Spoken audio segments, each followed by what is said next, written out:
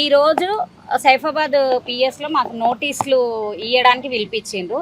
దేని గురించి అని అంటే, మేము ఒక తెలంగాణలో ఒక అమ్మాయి బాలిక, ఒక దుర్మార్గుడు బండి భగీరథ అనే ఒక రాక్షసుడు కీంచకుడు ఆ అమ్మాయి పట్ల చేసిన అరాచకానికి 9 రోజులైనా దాచుకుంటే ఈ ప్రభుత్వం వాడిని దాపెడితే దాన్ని నిలదీసి ఆ బిడ్డకు న్యాయం చేయాలని మేము ఆడోళ్ళంగా బీఆర్ఎస్ మహిళలుగా మహిళా దళంగా మేము ఏదైతే మేము బయటికి వచ్చి మా వాయిస్ ఎత్తినామో ఆ వాయిస్ని అనగదొక్కాలని చెప్పేసి పోలీసులు ఈ రేవంత్ రెడ్డి తొత్తులుగా మారి మా మీద కేసులు పెడతారు.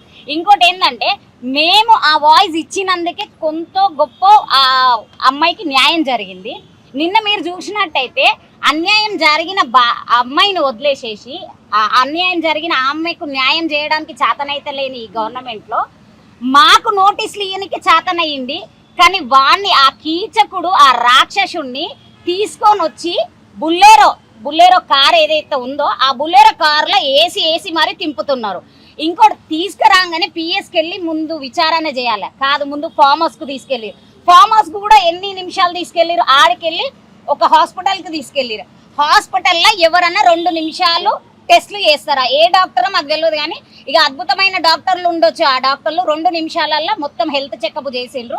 ఆడికెళ్ళి ఇమీడియట్లీ పేట్ బషీర్బాగ్కు తీసుకెళ్ళి మీడియాకు కూడా ఇంటిమేషన్ ఇవ్వకుండా, మీడియాకు ఒక బయట తీసుకొని ఇవ్వకుండా, ఎందుకంటే వాడు ఉద్యమం చేసి తెలంగాణను సాధించిండా లేక ఏదన్నా సమరయోధుడా వాడు ఏందో నాకు తెలియదు. ఆ బండి భగీరథ్ గాడు అటువంటి నీచుణ్ణి అటువంటి రాక్షసుని ప్రొటెక్ట్ చేయడానికి పోలీసులు బందోబస్తుగా వాడిని ఏసీ కార్లలో దింపుతారు. మాకేమో ఎండల నోటీసులు ఇవ్వనికే పిలిచిన ప్రభుత్వము ఈ నీచమైన ప్రభుత్వం మన గుంపు మేస్త్రి ప్రభుత్వం.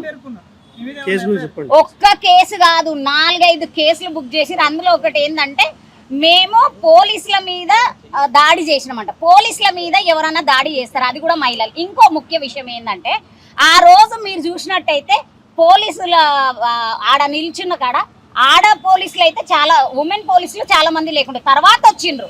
కానీ ముందు ఉన్నది ఎవరు? మొగోళ్ళు. మళ్ళీ ఆడవాళ్ళు మేము ధర్నా చేస్తున్నాం అని అంటే మేము న్యాయంగా, ఎందుకంటే ఈ గుంపు మేస్త్రి చెవులు మూసుకుంటూ కళ్ళు మూసుకున్నాడు, ఖచ్చితంగా ఆయన కళ్ళు తెరవాలా, ఆయన చెవులు తెరవాలా అని చెప్పేసి మేము మా విన్నతి పత్రం, ఎందుకంటే ఎంతమందికి ఇచ్చినా కానీ ఎంతమందికి అది చేసినా కానీ ఆ అమ్మాయికి జస్టిస్ అయితలేదు అని చెప్పేసి మేము బాబాసాహెబ్ అంబేద్కర్ ఆయనకు విన్నతి పత్రం ఇద్దామని ఆర్టికల్ 19A ప్రకారం మా వాయిస్ని వినిపించినందుకు మాకు వీళ్ళు ఇచ్చే అవార్డు మా మీద ఇన్ని సెక్షన్స్ పెట్టి మమ్మల్ని నోటీసులు ఇవ్వడానికి పిలిచింది.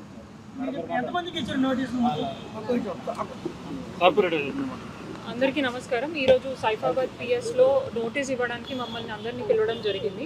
సో రీసెంట్గా ఏదైతే మన అంబేద్కర్ స్టాచ్యూ దగ్గర మా బీఆర్ఎస్ పార్టీ మహిళా విభాగం అందరం కలిసి ఒక ప్రొటెస్ట్ తీసుకోవడం జరిగింది. ఆ ప్రొటెస్ట్ ఉద్దేశం కూడా అందరికీ తెలుసు.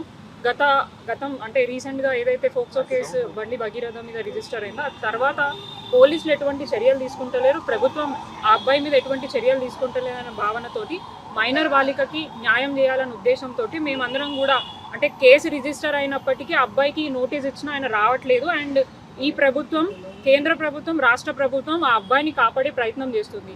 అంటే సామాన్య ప్రజలకి ఒక చిన్న కేసు అయినా కూడా పోలీసులు వెంటనే లుకౌట్ నోటీస్ ఇవ్వడం, నోటీసులు ఇచ్చి ఎక్కడ పడితే అక్కడ ఏమంటారు రిక్కీ లాగా నిర్వహించి వాళ్ళని పట్టుకొని వచ్చి పోలీస్ స్టేషన్లో కూర్చోబెట్టే పరిస్థితిలో ఒక ఫోక్సో కేసు అయిన అబ్బాయిని తీసుకురావడానికి 9 రోజుల సమయం పట్టింది. అది కూడా చాలామంది బయటికి వచ్చి మహిళా నాయకురాలే కానివ్వండి, లేదంటే వివిధ ప్రజలు, వివిధ పార్టీకి సంబంధించిన వాళ్ళు ధర్నాలు, రాస్తారోకాలు చేసిన తర్వాతనే ఈ కేసు అనేది బాగా పెద్దగా అయింది.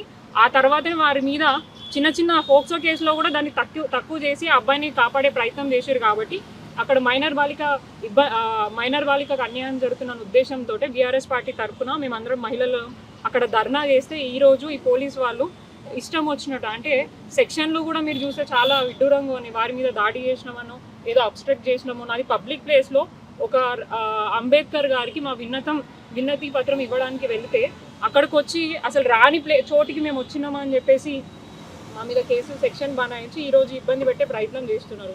మరి ఈ ఇంట్రెస్ట్ ఏదో నిజంగా చాలా సీరియస్ సెక్షన్ అయినా పోక్సో కేసు మీద ఎందుకు చూపించట్లేదు? ఇట్లా మహిళల పట్ల ఈ అనుచితంగా ఈ కేసులు పెట్టి ఇబ్బంది పెట్టే ప్రయత్నం ఎందుకు చేస్తున్నారో మాకు అర్థం అవ్వట్లేదు. సో ఈరోజు మేము ఈ కేసులను మేమేం భయపడే వాళ్ళం కాదు. బీఆర్ఎస్ పార్టీ అంటేనే ఉద్యమ పార్టీ. డెఫినెట్గా అప్పటి నుంచి ఇప్పటిదాకా ప్రజల పక్షాన ప్రజల గురించే పోరాడిన పార్టీ కాబట్టి ఇప్పుడే కానీ ఇక ముందే కానీ డెఫినెట్గా ఎక్కడ ప్రజలకు అన్యాయం జరిగినా కూడా బీఆర్ఎస్ పార్టీ తరఫున మహిళలుగా మేమందరం కూడా ముందు ఉంటాము. అండ్ ఈ కేసు ఏదైతే ఇప్పటిదాకా మేఘనా గారు చెప్పినట్టు అన్యాయంగా ఇప్పుడు ఒక ముస్లిం బాలికకి ముస్లిం వాళ్ళు ఎవరైనా హిందూ మహిళల మీద ఏదైనా చేస్తే లవ్ జిహాద్ పేరుతోటి బీజేపీ నాయకులు ఇష్టారీతిగా మాట్లాడుతున్నారు. మరి ఈ రోజు కూడా ఒక మైనర్ బాలిక, ఒక హిందూ బాలిక, ఒక బీసీ బాలిక, మరి ఎందుకు ఇప్పుడు బీజేపీ పార్టీ మాట్లాడట్లేదు? అండ్ మోర్ ఓవర్ ఇది ఫ్యామిలీ ఇష్యూ అని ఉంటుంది. మరి ఫ్యామిలీ ఇష్యూ అయినప్పుడు ఎందుకు యూనియన్ మినిస్టర్ గారు పబ్లిక్ మీటింగ్లలో వారి పర్సనల్ విషయాలు మాట్లాడడం జరిగింది? కేవలం ఆయన యూనియన్ మినిస్టర్ అనే ఒక ట్యాగ్ లైన్ ఉంది కాబట్టి ఆయన అవన్నీ ఏమంటారు యాక్సెస్ దొరికింది. ప్రధానమంత్రి మీటింగ్లో ఏమంటారు హిందూ ర్యాలీ, హనుమంత్ ర్యాలీలో ఎక్కడ పడితే అక్కడ ఆయనకి అంటే అది పబ్లిక్ మీటింగ్ అయినప్పుడు పబ్లిక్కి సంబంధించిన అంశాలు మాట్లాడారు కానీ ఆయన గురించి మాట్లాడడం. అండ్ మోర్ ఓవర్ వారి తండ్రి కాబట్టి ఆయన మీదకి వస్తుందని చెప్పేసి ఒక ఆర్డర్ కూడా తెచ్చుకొని నా పేరు వాడద్దు అని చెప్పేసి అంటే మొదటిసారి చూస్తున్నాము నా పేరు వాడద్దు ఈ కేసులో అని చెప్పేసి ఒక యూనియన్ మినిస్టర్ ఒక ఆర్డర్ని తెచ్చుకోవడం అనేది కూడా విడ్డూరంగా ఉంది. ఎవరైనా కూడా తప్పు చేసినప్పుడు ఒక ఇన్స్టిట్యూట్లో ఉన్నా ఒక దగ్గర ఉన్నా కూడా అసలు నీ తల్లిదండ్రులు నీకు ఏం నేర్పించిండ్రు, నువ్వు చదువుకుంటున్న ఏమంటారు స్కూల్లో నీకు ఏం చదువు చెప్తురు అని అంటారు. ఖచ్చితంగా ఎవరైనా తప్పు చేస్తే వాళ్ళ పెద్దవాళ్ళనే అంటారు. మరి నీ కొడుకు ఇంతగానం తప్పు చేస్తుంటే ఆయనను కాపాడే ప్రయత్నం చేస్తున్నారు. అండ్ మోర్ ఓవర్ 9 రోజుల పాటు ఆయనను ఎక్కడ దాచిపెట్టారు? అది దాచిపెట్టిన వాళ్ళు కూడా నేరమే కదా. మరి వారి మీద ఎందుకు కేసు అవ్వట్లేదు? వారికి క్లియర్గా తెలుసు ఎక్కడ ఉన్నాడు, ఏం చేస్తున్నాడు ఏంటి అని చెప్పేసి. అండ్ కేంద్ర రాష్ట్ర ప్రభుత్వాలు ఈ ఇష్యూ మీద చాలా సైలెంట్గా ఉండి అబ్బాయిని కాపాడే ప్రయత్నం చేస్తున్నారు. అండ్ అమ్మాయికి అన్యాయం చేసే ప్రయత్నం చేస్తున్నారు. ఇక ముందు కూడా ఆ అమ్మాయికి ఏమైనా అన్యాయం జరిగినా బీఆర్ఎస్ పార్టీగా మేము పోరాడతాం. కేవలం ఇది ఒక్క అంశమే కాదు, బీఆర్ఎస్ పార్టీగా ఎక్కడైనా కూడా మహిళలకు ఏదైనా ఇబ్బందులు జరిగినా కూడా మేమందరం ముందుండి ఇవన్నీ కూడా ఎదుర్కొంటాం. ఈ చిల్లర కేసులు, ఈ పిచ్చి కేసులు మమ్మల్ని భయపెట్టడానికైతే ఏం లేదు.